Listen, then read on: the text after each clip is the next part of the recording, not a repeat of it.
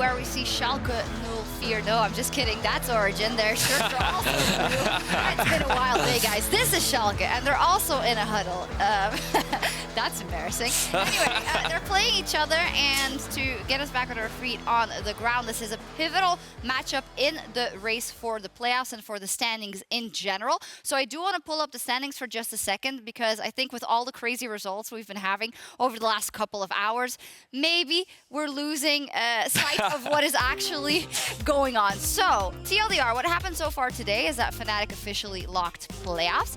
Now, Schalke is not yet locked, but now that Misfits is out of the race, it is between Schalke null fear and SK Gaming for that last spot. Yep. On top of that, for top 2, these are the conditions for top 2. Fnatic can get top 2 if Vitality, Splyce, and Origen drop one game over the next 2 days. Guess what? Vitality just dropped a game. Yeah. Guess what? Fnatic plays Splyce tomorrow. Guess what? Origen's playing right now. Yeah. So, you know, things are crazy, both for Schalke for getting to playoffs, both for Origen getting to that second place. They have to win. It's just, I love Week 9, man. I love it. It's been a really exciting day. Week 9 has resulted in a lot of surprising results. I was not expecting XL to get that win. Nope. We've got to focus in on our final game of the day, because that impacts the standings pretty significantly, as well as Origen. They're fighting for that number 2 spot, whereas Schalke are just fighting for a spot in playoffs right now. Exactly. And Schalke, we know that they haven't had the best time in the last couple of weeks. They dropped a lot of games. However, last week they ended their losing streak by beating Misfits. If we talk about a couple of individuals, Odoamne had a fantastic game. I know what you're going to say. Misfits didn't play a perfect game, but it doesn't matter. You need one of those games to get you back in the race. I mean, it's the second game in a row that Misfits actually do some random Baron calls, or actually didn't end up that well in both times. In the first time versus Schalke was Odoamne just crushing the Baron of Misfits. And actually, I saw an improvement from part of Schalke, but I don't think Schalke is that strong anymore as we could see at the start of the split. And I believe Origen are coming up really, really strong. Can you define what you saw as an improvement from Schalke as of recent? I mean, they were doing things together. They were coming up people like Odoamne playing way better, as we can see on the screens, compared with the rest of the weeks or the rest of the days he played. And I can see that improvement from that side. Also, I will say that Abbedagge didn't play as bad as we saw a lot of times, especially early game. So I can see an improvement there. A bit of an improvement. However, when I watch Schalke, I'm not that sure that they can win a game versus Origen or any game of that matter, because I've lost faith in them after that losing streak, and especially after they did so well in the beginning of the split, Vedi. Do you think they can do it? I think right now it's definitely an uphill battle. My biggest concern for this team is when I looked at them at the beginning of the split, I felt like that they had everything. They could do whatever you needed them to do. But right now, I feel like that they lack a lot of the coordination in order to team fight successfully, which is one of their biggest strengths, especially when you have a player like Upset on your team. But also, their early game just doesn't seem to be existent at all, right? But will that be much of an issue versus a team like Origen, who also don't just run over you? I think right now, what Origen's one of their biggest strengths is that they're just like a well-oiled machine that all just works together extremely well. I think that in terms of their ability to team fight and their mid-game decision-making is very clean and very crisp. And while they don't have the most commanding early game, I think we saw last week that they do have the ability to do it. It's just not their most relied upon strategy. And Araneae, when you were last with us, Origen wasn't doing too hot, but much like Fnatic, they've absolutely turned it around. Can you tell me what has inspired you about the Origen play in the last couple of weeks? I mean, I heard from a lot of pro players that Origen is stepping up a lot on scrims and playing really, really well compared with the rest of the teams. They are one of the biggest challenge right now in Europe and one of the best teams. So I think we can see an improvement, but it's true that when I came here, week 6, they actually lost or dropped the 2 matches they played. So I hope I don't give them bad luck or anything like that. Well, the positive thing is that they're already in playoffs, so you can't jinx them that they fall out of that. But they're, of course, fighting for second place. Now, they qualified for playoffs already last week. Kold sent out a tweet how great it was for him to get back to the playoffs after a cold year.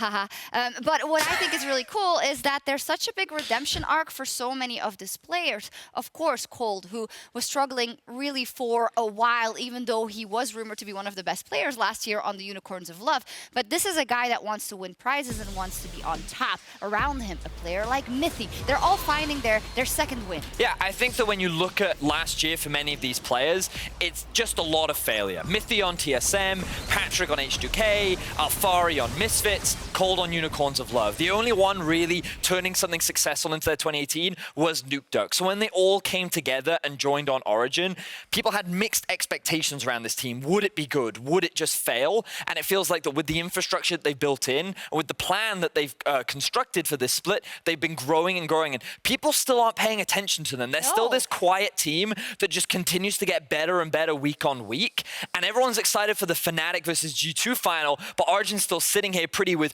2 arguably easy games and a clear line for that second place. I agree. I mean, once you said Nukeduck was the only one who didn't play that bad last split, or who didn't have that bad performance, but he went to the finals of LCS and he didn't go to Worlds. That's when true. everyone was saying that Schalke was a favorite to get the gauntlet in Europe.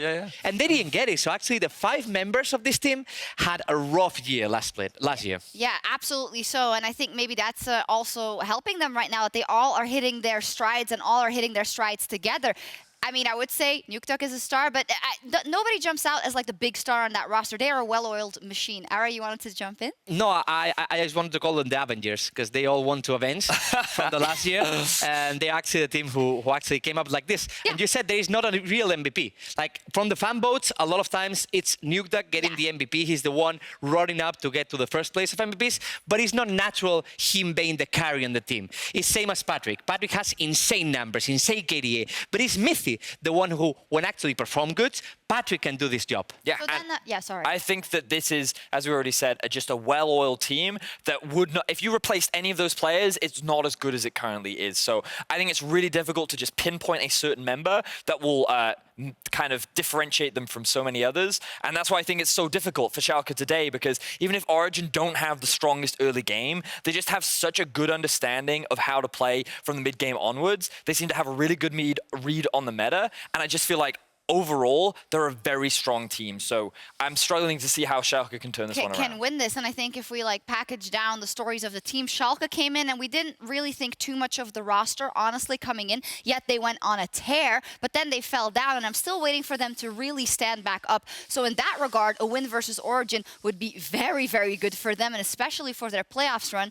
But Vedius doesn't see it. Araneae, do you see it? I don't see it. I mean, if they will be playing versus another team, maybe, but I guess if they play versus Fnatic or Origen or G2, they're actually nowadays the 3 toughest opponents here in the LEC. There's one argument of actually 2.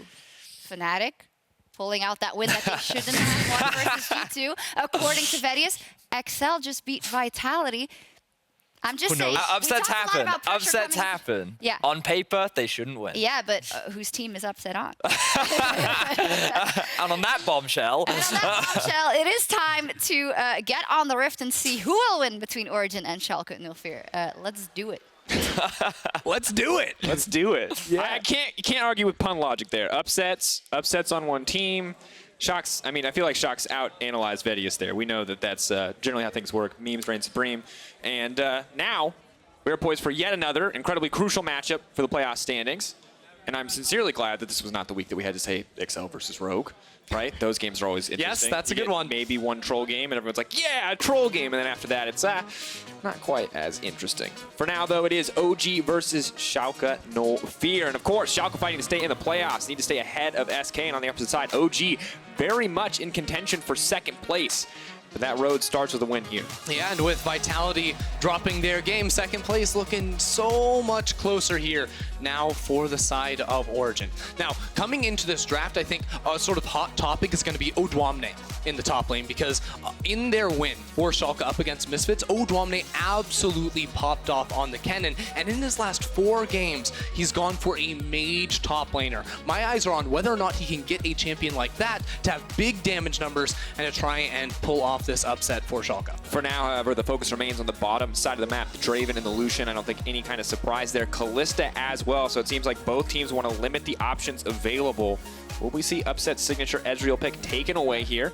what are Origen going to go for? Now, Upset has only played a total of 4 different champions this split, and out of 16 games, 14 of them have been Ezreal or Kai'Sa. So while we are seeing a lot of AD carry bans so far, his core pool is not being touched, and therefore, he's still in a pretty good position so far in this draft. But of course, I almost said the Odoamne for Kennen. The Kennen for Odoamne has now been taken off the board, his strongest, I think, individual pick overall. And I'm curious to see how the top lane matchup will unfold between him and Alphari. Alphari definitely not the player that you look to all the time on this Origen lineup, but has had some pretty incredible individual performances as we see the Vayne, the final ban. Yeah, another one of those AD carries here. I have to believe that early on in this draft, we're going to see Upset pick up either the Ezreal or the Kai'Sa. Now, Schalke, what they go for, they open with a very strong all-around flex champion in this Jarvan, and they can put it top lane, they can put it jungle for Memento. I still think this is going to be looking for a jungle champion for Memento, because I think if he is on something that has pretty easy execution that he can look to sort of impact the early game, he's going to be in a good position here to help out Schalke.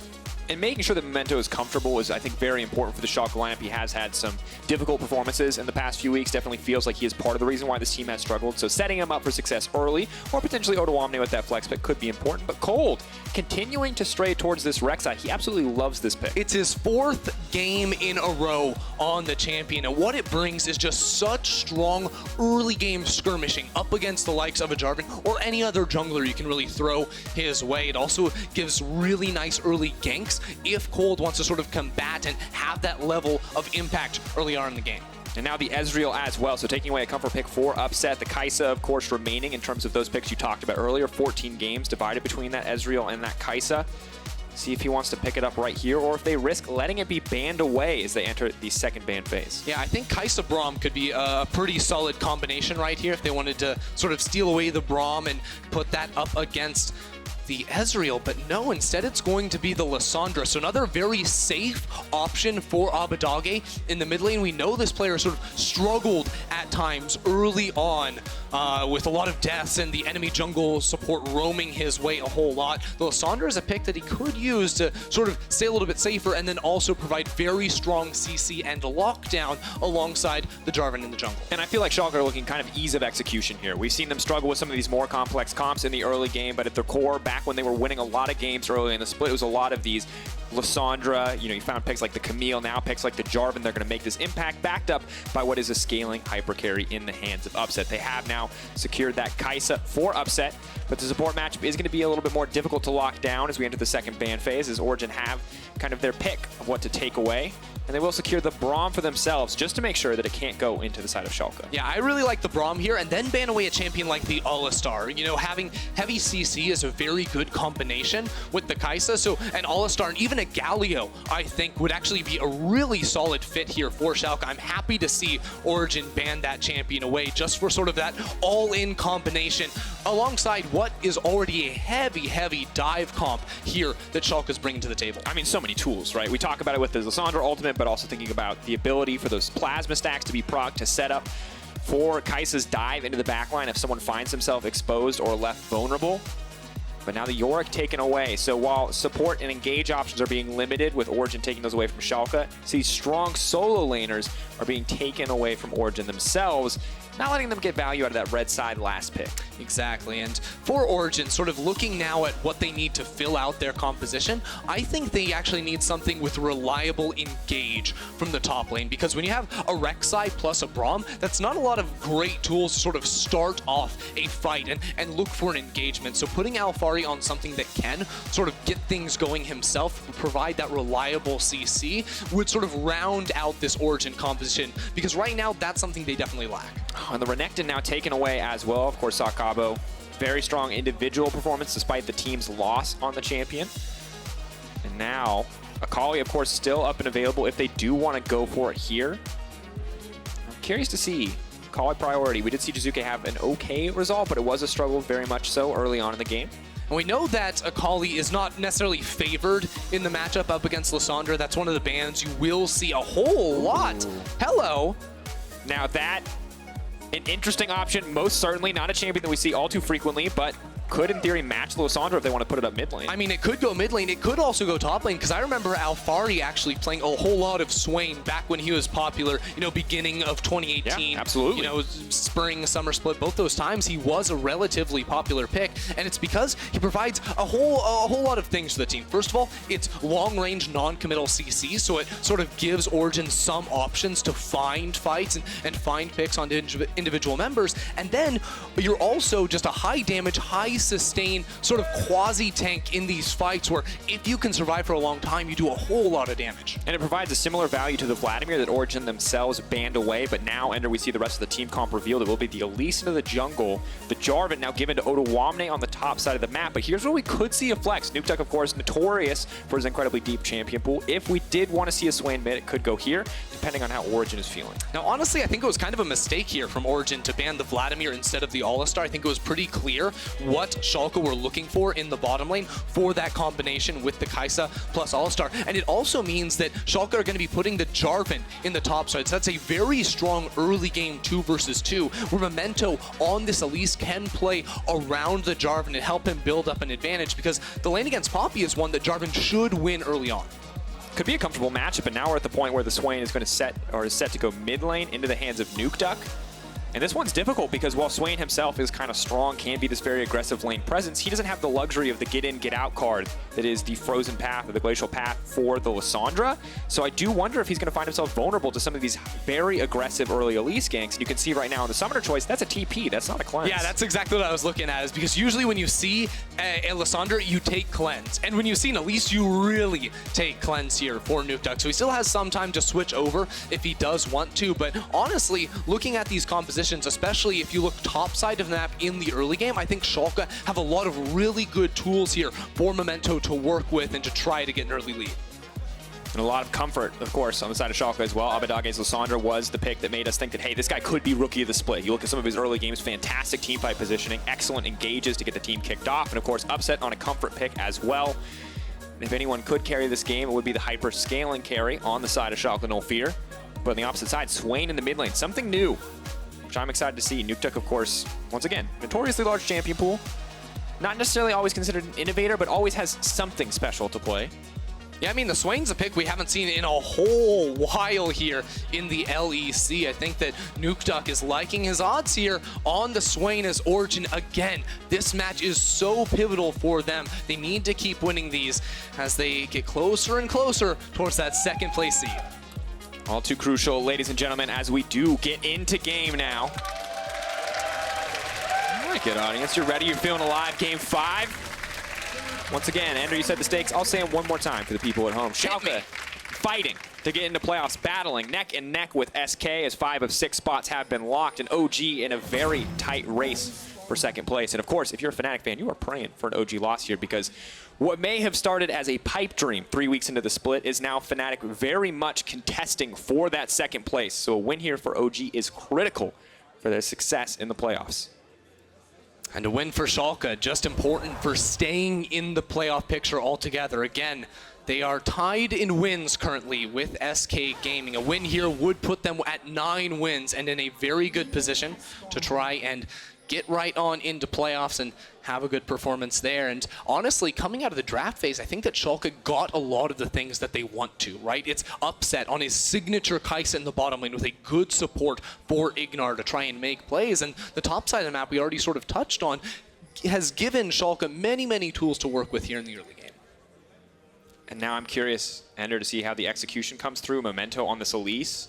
Big burden to get a lot done in the early game when an Elise does not have a lead early on. It's rare that you see this champion come back in games. So pressure on Memento to perform early on here and set some expectations, of course, for both these teams. And we have to remember the last time these two teams played, it was very slow. It was very controlled in the early game. It was 1 or 2 explosive plays with Nukeduck on the Yasuo. In fact, Patrik on the Kai'Sa, you may remember the triple kill. It was 1 or 2 explosive moments that turned the game in favor of OG, kind of as expected. But that was also the start of the massive decline of Schalke. So you have to wonder, is that on the players' minds? Can they find a bit of revenge here for the win that ultimately started their losing streak?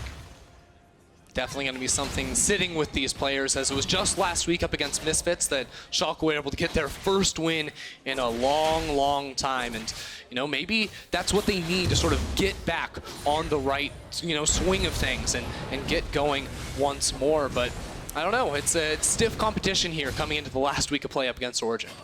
Absolutely the case. Of course, eyes have to be on the jungler right now in the early game. The Elise and the Rek'Sai kind of the catalyst for action. But the mid lane, not a matchup that we always see, and for now, it looks like Nukeduck and Abbedagge trading stacks of that corrupting potion. Kold maybe looking to find a play here.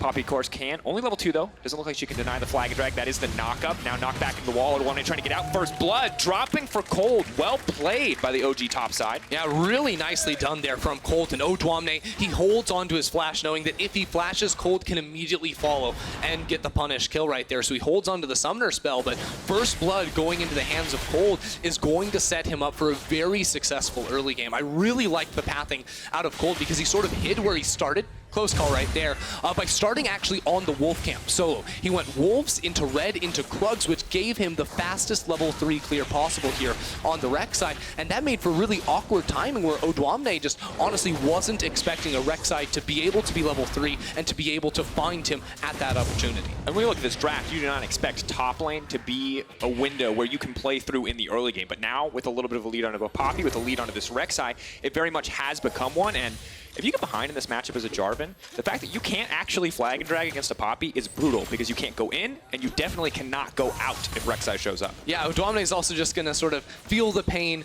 as we get later and later into this lane matchup, because if you look for the flag and drag, well, Poppy can just press the W and sort of deny you that ability, take a solid trade back in towards your face, and especially now that Alphari has completed the Balmy Cinder, it becomes a lot easier to sort of clear away these waves and to go for extended trades where you can just have that, you know, immolate passive constantly going and firing off against Odoamne.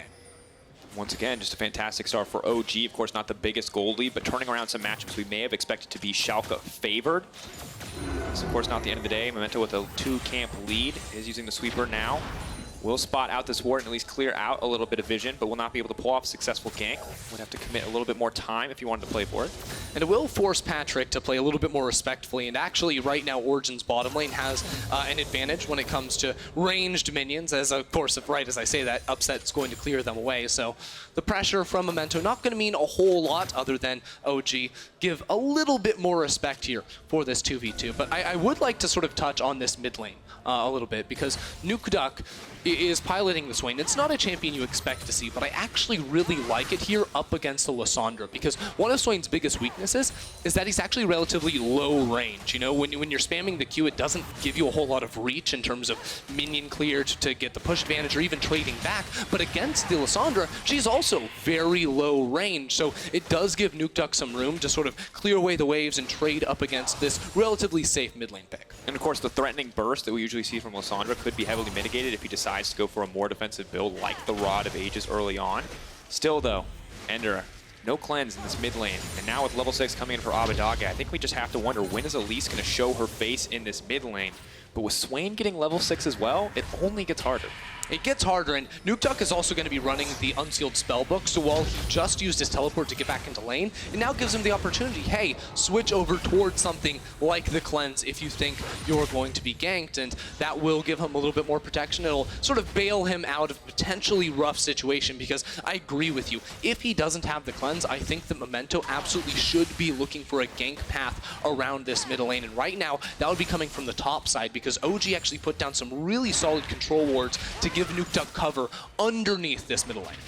Abbedagge still could look for a roam play down to the bottom side, but as you mentioned, difficult now that all that vision is down there, and top side as well just doesn't feel super viable. Poppy, of course, with so many different ways to disengage a fight.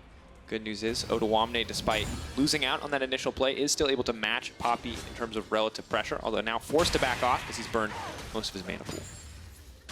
I think another interesting thing here is we've actually seen a whole lot more junglers going for the chilling smite instead of the challenging smite, because for a long time it was challenging or nothing, basically, where the added dueling power that the item gave you was just way too much for anyone to deal with. You had to take that option, otherwise you lost every duel that the enemy jungler showed up to. But after some nerfs actually to that item, and the fact that we're seeing slower games, I think, it means that Chilling Smite gives you more value because the added utility of having Blue Smite when you come in for a gank is going to mean that it's just that much likelier you're able to lock down and secure a kill, whereas the dueling aspect of Red Smite isn't as valued anymore.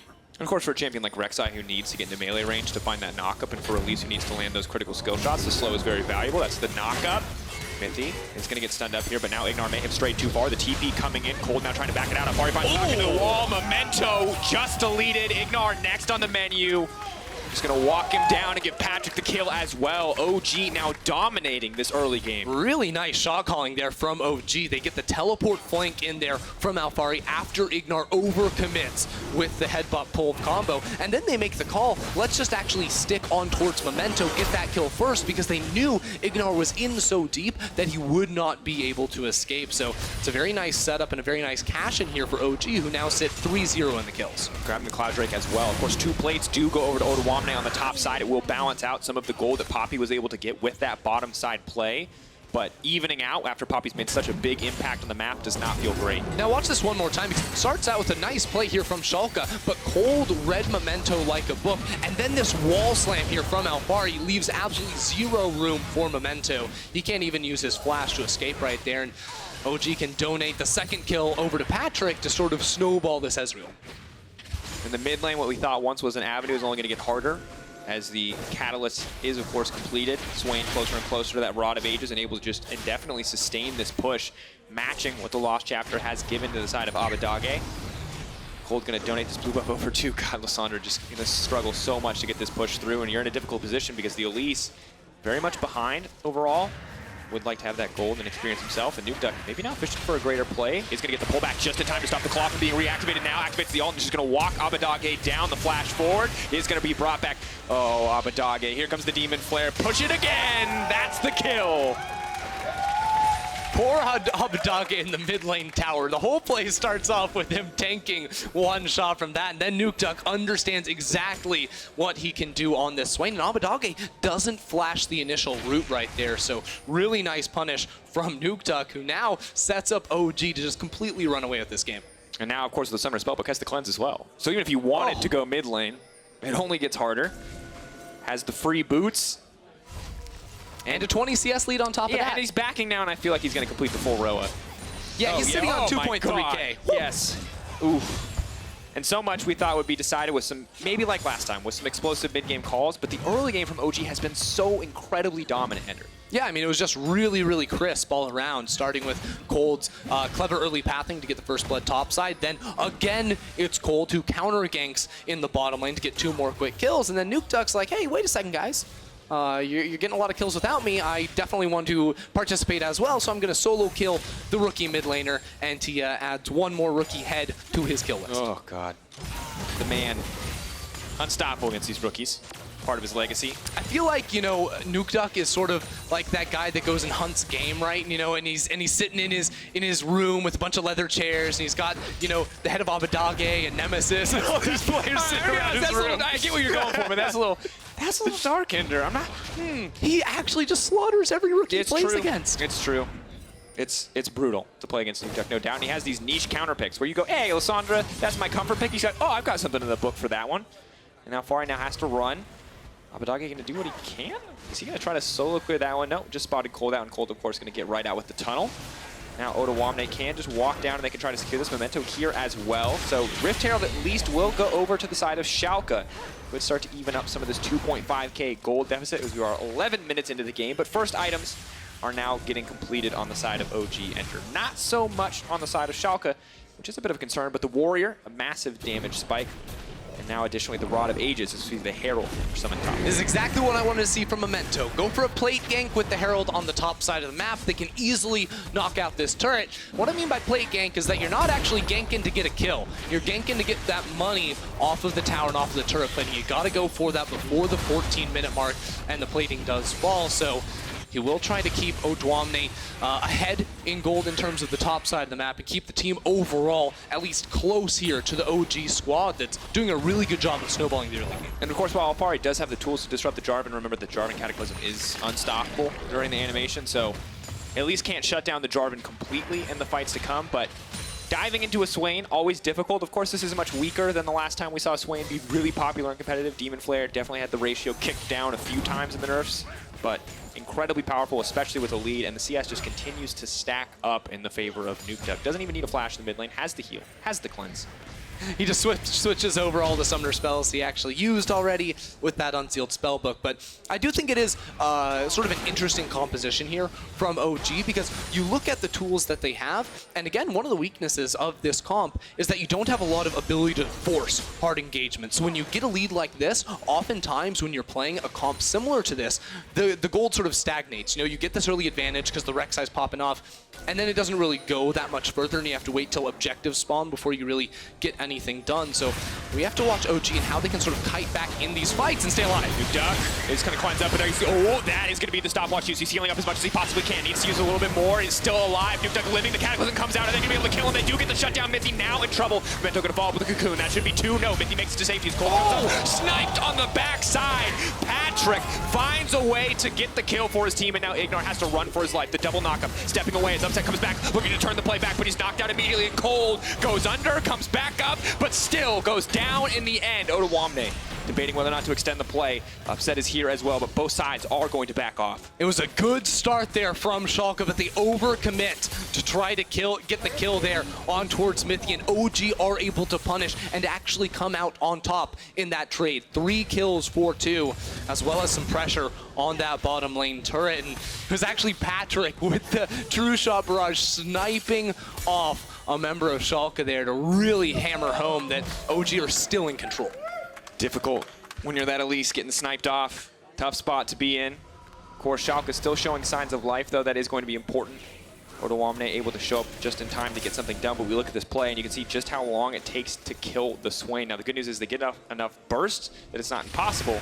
It was very close to being it. Well, here's the thing. It's actually IgNar and Memento working really well together to find a gank timing in the mid lane, and Nukeduck gets a little overconfident because Mithy is here, and it starts off, it's great. They got the kill onto Nukeduck, but then Memento says, I'm going to flash forward, we're going to die for Mithy. Abbedagge takes 2 tower shots, Memento gets slammed and killed. That's 2 quick kills here for OG, and then they trade for IgNar underneath the tower. It's almost a 3-for-1 if Kold had been able to survive there with the extra healing from Triumph. Of course, it's a difficult spot for Alphari. Could go into the tower to try to tank for Kold, but then would probably die in the process. Abbedagge is able to make it out. The pullback from Nukeduck will not stop the reactivation, and Odoamne at least has a Tiamat, is able to keep this pressure up on the top side. Nukeduck now looking to find the pick, pulling Abbedagge back. He's going to have to self-ult here in a second. Nope, does not have the opportunity. It's just going to back off. Will stay alive, but Memento now in trouble. What goes up must come down. He's going to walk right into that team, and he's just going to get deleted instantly. Upset potentially next. Nukeduck threatening on the front line. Demon Flare is going to get proc, but Abbedagge immediately has to use the self-ult. Ulti comes out, flash to safety. Following his own claw, OG taking complete control of the mid lane, and Alphari's looking for the solo kill, chasing down Odoamne. He needs to make his way out of there. There's the buckler. Captain America not going to come through in the end. Odo making it out to safety. Odo gets out just barely right there, and it's so sad here to see Schalke because they keep trying to make these plays, and they're grouping up and they're forcing, and it looks good, but they don't know where Origen are, and Origen continue to read them so well. It's always Kold and Mithy waiting right behind, looking for the punish. Now they're going to get their second Cloud Drake of the game, so they can continue to find these plays and find the overextensions here from Schalke. And when we look back at this play, you can just see the setup so clean, burning through a lot here. And Abbedagge, unfortunately, does have the patience to hold on the ult, but the second he's so low, he really can't turn this fight back. Yeah, I mean, it's really hard, too, for Schalke just to find a priority target that they can burst through because the Ezreal is so safe. The Swain, too, has so much sustain when he pops the Demon Flare as well. So when they look for these engagements, unless they know absolutely that reinforcements from OG cannot come, they're not going to be able to get the kills quickly enough in order to punish any of those OG members overextending. And what's brutal is Swain is obviously doing very well in his individual lane matchup, but I've now seen Patrik take 2 towers solo, going bot lane, getting that tower, going mid lane, getting that tower, and the Ezreal on top of the Kleptomancy is just snowballing more and more gold and getting closer and closer to that 2-item threshold where we know Ezreal is so terrifying. That's a 2.4k lead there for Patrik. Yeah. That's like a Zeal item. That's a lot of money. That's a lot of money. I mean, I don't know if he got all 5 plates on the bottom side. I'd have to watch the replay and check, but I've now seen him take 2 towers solo, huge amount of gold in his pocket. And while Swain is just continuing to be this beefy frontliner, I feel like Patrik might go unnoticed in the next fight, and that would be a insanely large mistake from I mean, Schalke. with the damage that Patrik is going to be doing, it's going to be hard not to notice him, because he also went for the Trinity Force as well. So Patrik is feeling pretty good in this game. He knows it's really hard for the Schalke squad to dive onto him, so he doesn't need the extra survivability of an Iceborne Gauntlet. He just wants to do the deeps, and as they take another turn in the top side, he's absolutely going to be doing that. And honestly, when you have a lead with this kind of champions, or these kind of champions, it just feels so easy to keep pressing it forward. Poppy could stop any engage from coming in. Swain makes it incredibly difficult to get any plays laid down. And on top of that, Kai'Sa really can't do anything in the face of a Braum at this stage of the game, especially one with Exhaust and Ignite, courtesy of the Spellbook. Things are difficult for Schalke, but they did find a window before. They found that window in the mid lane. They found an opportunity to get some kills, and maybe they can find one again.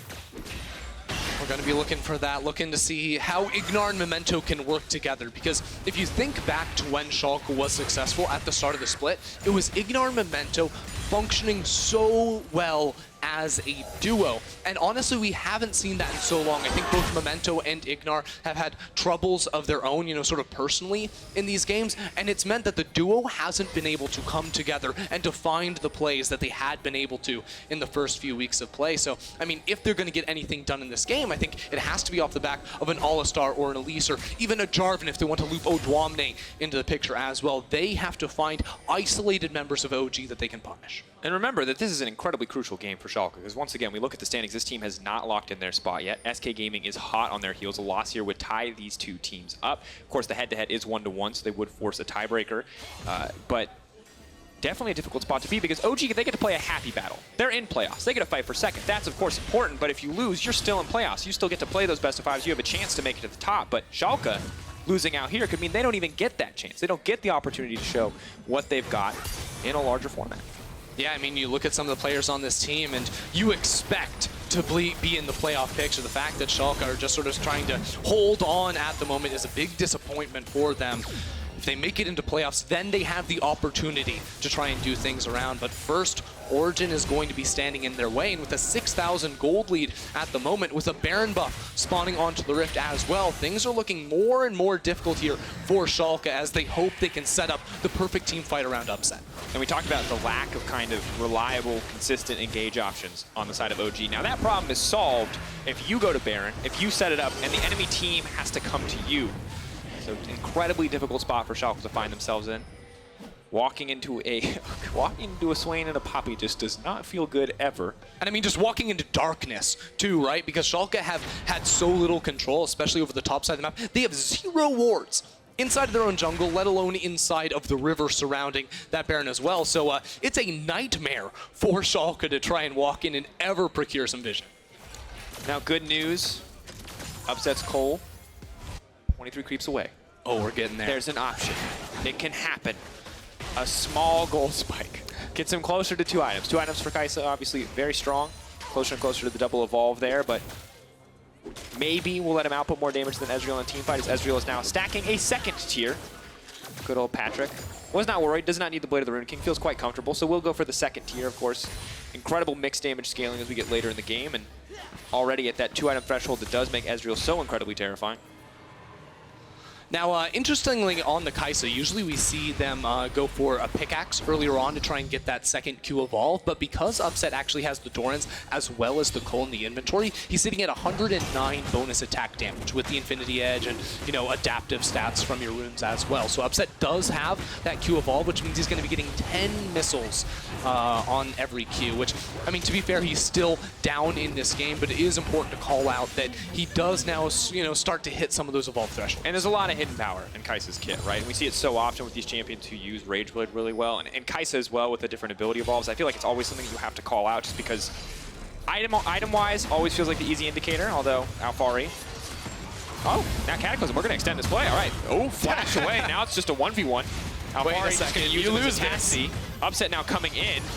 Needs to get some CC down if he wants Upset to use his ultimate, and they are just going to use that TP for nothing in the end, as OG are going to move down the mid lane. Memento now in trouble. That's the Ezreal burst coming through. Spider goes down, gets immediately knocked up, and dies. OG now in complete control. They're just going to run down the mid lane, and you have to wonder what happened in that play from Schalke. Schalke really tried to force in the bottom lane, and OG were able to kite back with a good flash from Alphari, and now they're going to get themselves an inhibitor on top of it just at 22 minutes into the game.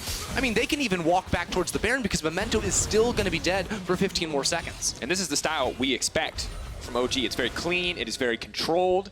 At the end of the day, it just feels like Schalke too far behind to try and force that play. Odoamne recommitting with the Cataclysm. You have to wonder if that was the right call. And OG grabbing all these towers, now set up to take a Baron with those supers barreling down the mid lane. It should be an easy take, but it could be the last opportunity for Schalke to contest. Yeah, I mean, Schalke, they sort of played their hand in the bottom lane, and then they were looking for that pick-off. Odoamne said, oh, I have to go in now with the ultimate, but the fact of the matter is, you're against a Poppy. She can sort of knock your damage out of the fight. That's what happened towards Abbedagge, so he's just so tanky at this point in the game that it's not possible to single out Alphari in the side lane, and because of it, Schalke lose 3 turrets, I believe, mid lane, as well as top lane, including the inhibitor on top of that as well. So it becomes even more difficult. Luckily for them, they finally got some vision around this Baron, but OG are now going to come in with the sweepers and try to deny that again. And they have Triple Cloud, which means, yes, they could have Triple Mountain and could have killed a Baron already. I agree. But Triple Cloud at this point means that if you are ever out of position on this team that is very far behind, you die. Yeah, I mean, you go Instantly. real fast. And I think people actually, you know, Cloud gets a really bad rap, but when you have 3 of them, even if you have 1 of them, right, you still keep a third of that movement speed in combat. So not only does it mean you just get everywhere you need to be on the map faster, but you're also going to have some more, you know, maneuverability in these team fights as well. So you get a lot of bang for your buck out of that one. And now all we have to do is wait for Origen to sort of go through the methodical play. They set up the Baron. This is exactly how you want to do it. Use all your sweepers inside of the river, and then wait for Schalke to come on face checking. And once again, this is the kind of the clean game we've been, or have come to expect from OG now. Earlier in the season, their games were a little bit messier. They had a lot of those individual deaths early on, but now that they've cleaned up a lot of those issues, they have been just an incredibly clean team overall. Why a lot of people hold them up with the G2s and the Fanatics of the league to really contest for that top spot in the LEC. And you're right. For Schalke, they're waiting. They're looking for that opportunity. For OG, they're taking their time. They're following the game plan. They know what the rule book is for Clean League of Legends. Follow it to a T as they get their mid priority. They set up their Baron vision, and then they can look to either fight or bait that Baron pit. Yeah, the only thing OG are really waiting on is sweeper timers and control wards. In the inventories, Patrik, he's going to be just fine. Dash over still has flash available as well. Of course, no TP for the Ezreal, however, but Kold waiting on the bottom side. He's on a ward. Right on top of a ward. Mithy is just going to walk back. He knows his team is there to protect him. They have 4 members strong on the bottom side. Ulti goes over the wall. Big chunk of health out of IgNar and Upset.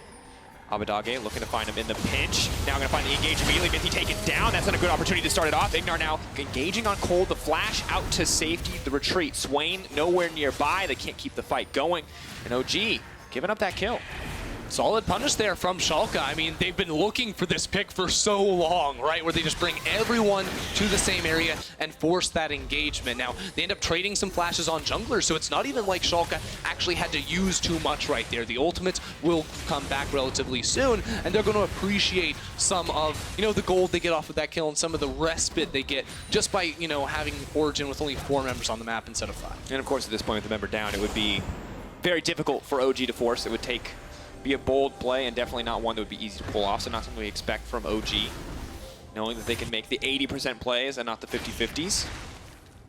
And of course, Ezreal, got to point him out again. Swain, of course, 2 items. We'll check in on the rest of the map before we go back to Ezreal. You can see as well the Sterix gauge, so Rek'Sai going to be very difficult to kill, but we are getting to that 2-item, 3-item point on the opposite side as well. Abbedagge finally finishing the Morellos, and 2.5 items in the pocket of the Kai'Sa.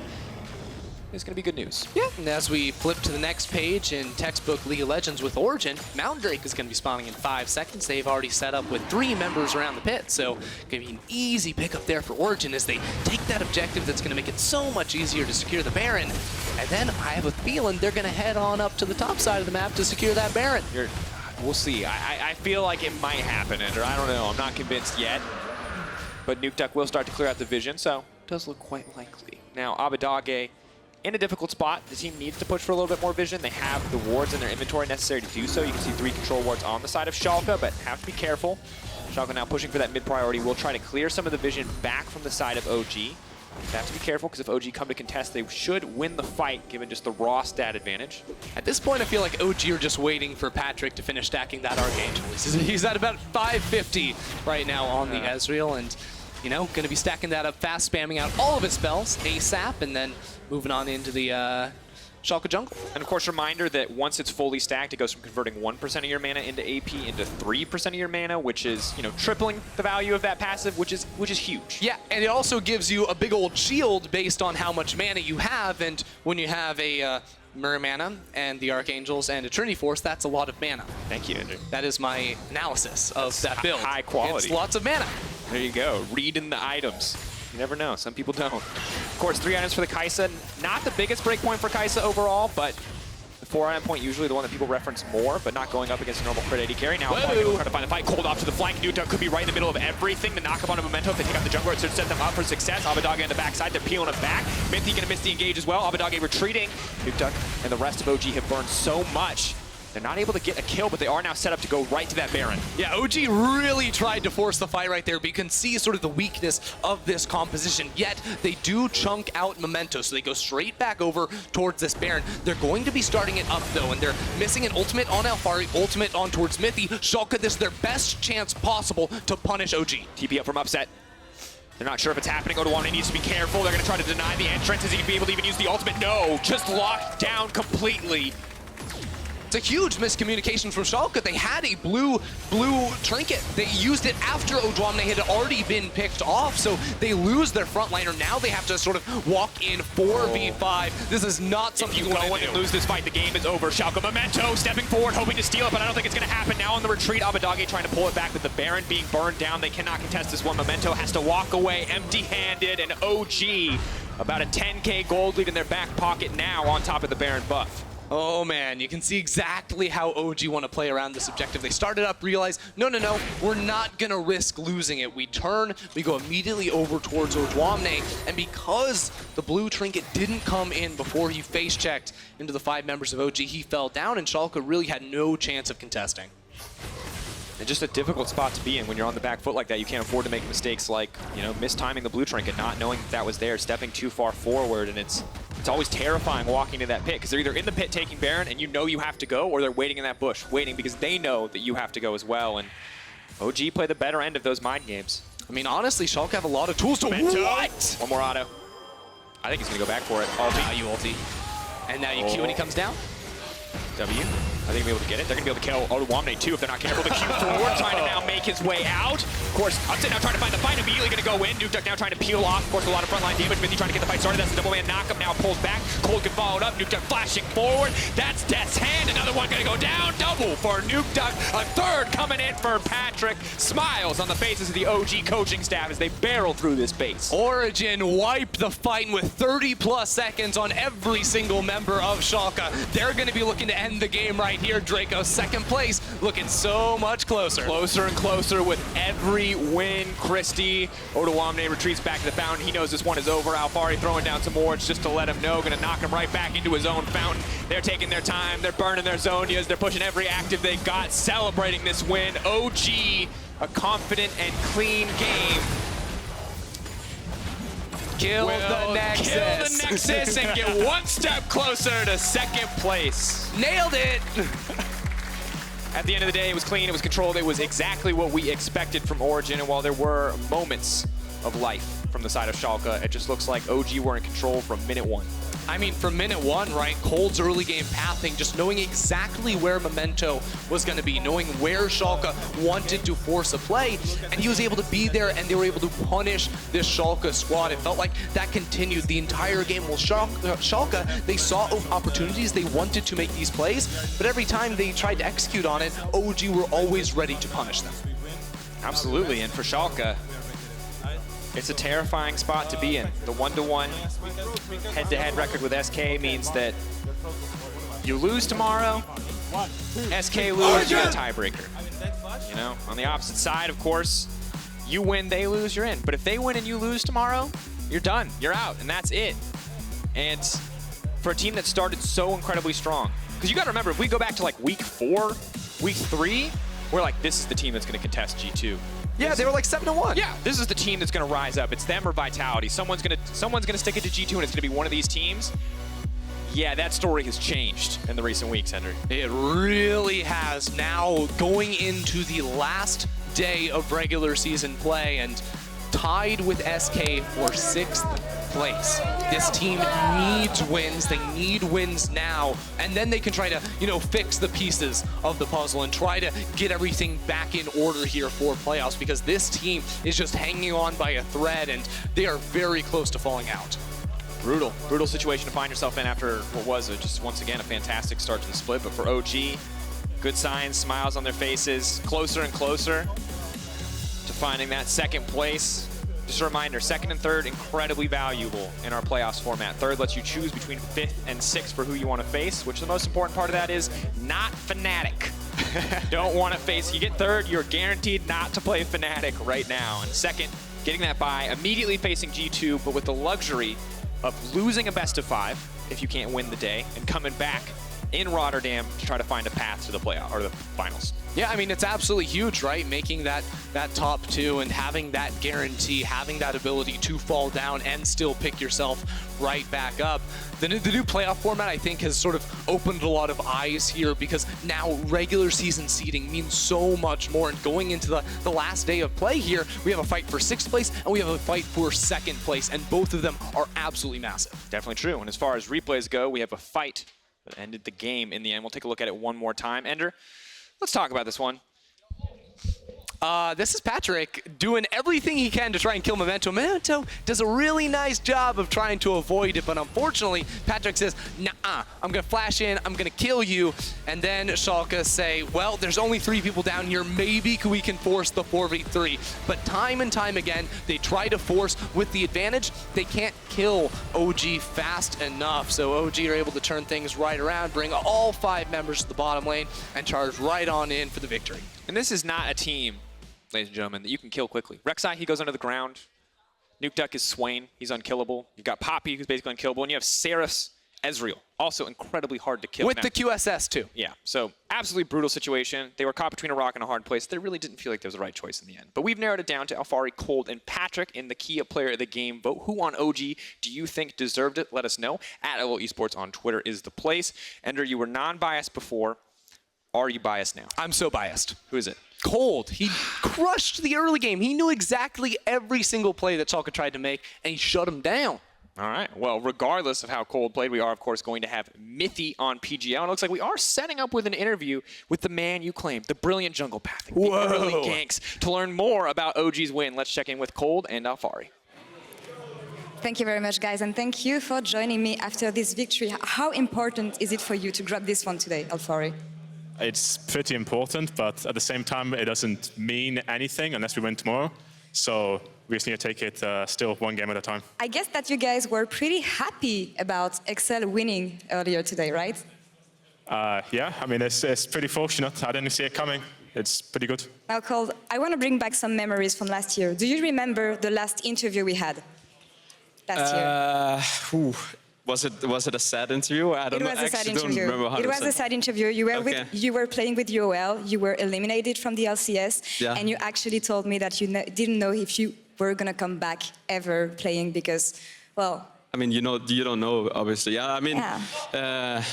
And now you're like in contention for 2nd place with like the most improved roster in the LEC. What is your take on that and the progress you made? I mean, there are 2 options. Either my teammates are just hard carrying me now, or last year was just a dip in the water, and then now I'm on top of the world. But we will see. I feel good on my team now with Origen, and I don't regret being on UOL at all. I think I learned a lot in that time as well. So I'm just happy to be where I am now. And I think regardless of who you are, you're destined to go where you're supposed to. So that's what I think. Wise word from you, Alphari. Same goes to you. What is your take on the improvements you guys made over the splits? I mean, it was just bound to happen. You know, we're all fine players, and it just takes some time to become good. Everyone had the right attitude, which I could see as soon as I started playing with them. in December that this was actually something that I wasn't used to, with everyone's mentalities and attitudes just being really open to criticism and giving it as well. So I knew that it was just a matter of time, and we still have a lot to improve on, but at least we're getting better. But it's clicking already, and you're up to second place, at least contention for second place. I want to know, because we know that the synergy between jungle and top laner is really important. So what did you learn from Kold? Nothing, to be honest. Like, this guy has not taught me anything, but maybe one day. Kold, same to you. This is harsh, though. Yeah, I mean, what do you have to say to this? The thing is, I could go back at him, but then again, like, I don't want to be too harsh on him. I'm just a bigger person, and I'll take it. Nice. And literally the bigger person, yes, I know. But the bigger person, not in height, I guess. I'm sorry, I had to do it, and I'm small myself. So. Yeah, I mean, no, I really enjoy playing with Barney. He reminds me a little bit of when I played with Wonder. They're both like these giants that just are stone cold killers and play their lane, and somehow they always get ahead. So they are very similar, and I really enjoy playing with Barney, even though he's not the guy that likes to share his feelings for how much he likes to play with me as well. But it is what it is. Last one for you guys. You're both in contention for player of the game. Who should get it? I guess jungle, because it's more OP. Like, there's really no competition. So I would argue against that and say it has to be Barney this time, because this is the first time ever I've seen him play a tank. I don't remember ever seeing him play a tank, and he was willingly picking a tank. So like, this has to go to the next level. I think this is where we go to the next level as a team. Being the bigger person, once again, you should take example on what he's saying. Thank you very much both for joining me. And to wrap up this day, let's send it over to PGL. Back to you, Sjokz.